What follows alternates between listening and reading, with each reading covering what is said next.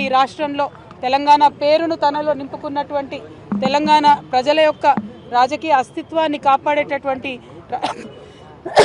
Political party రావాల్సిన అవసరం ఉన్నది. తెలంగాణ జాగృతి ఒక పార్టీగా ఎదుగుతుంది, పొలిటికల్ పార్టీగా ఎదుగుతుంది. ఈ పార్టీ మరి తెలంగాణ ప్రజల పక్షాన నిలబడి పనిచేస్తుందని కూడా ఈ సందర్భంగా నేను తెలియజేస్తా ఉన్నాను.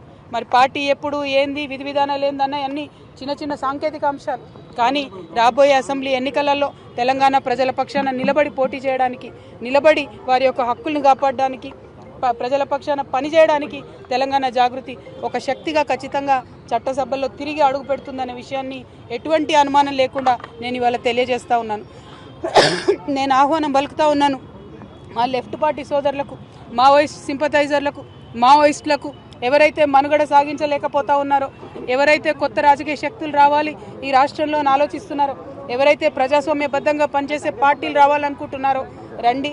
ఒక ఆడబిడ్డగా నేను ముందడుగేస్తున్నా, నాకు మద్దతు ఇవ్వండి. నేను మా విద్యార్థి లోకాన్ని పిలుస్తా ఉన్నా, ఇంతవరకు ఫీజు రియంబర్స్మెంట్ రాని మీరు పిడికిలు బిగించండి, జాగృతిలో చేరండి, పోరాటం చేయండి. మా నిరుద్యోగ యువకులకు నేను పిలిపిస్తా ఉన్నా, మీకు ఒక కొత్త రాజకీయ వేదిక వస్తుంది.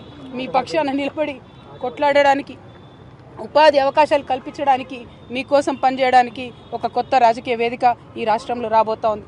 అందరికన్నా ఎక్కువ మా ఆడబిడ్డల్ని కోరుతా ఉన్నా, ఒక ఆడబిడ్డగా తెలంగాణ రాజకీయ అస్తిత్వాన్ని కాపాడడం కోసం, మన ఆడబిడ్డల హక్కులు కాపాడడం కోసం నేను ముందడుగేస్తా ఉన్నాను. నన్ను దీవించండి, ఆశీర్వదించండి, నాతో పాటు నడవండి.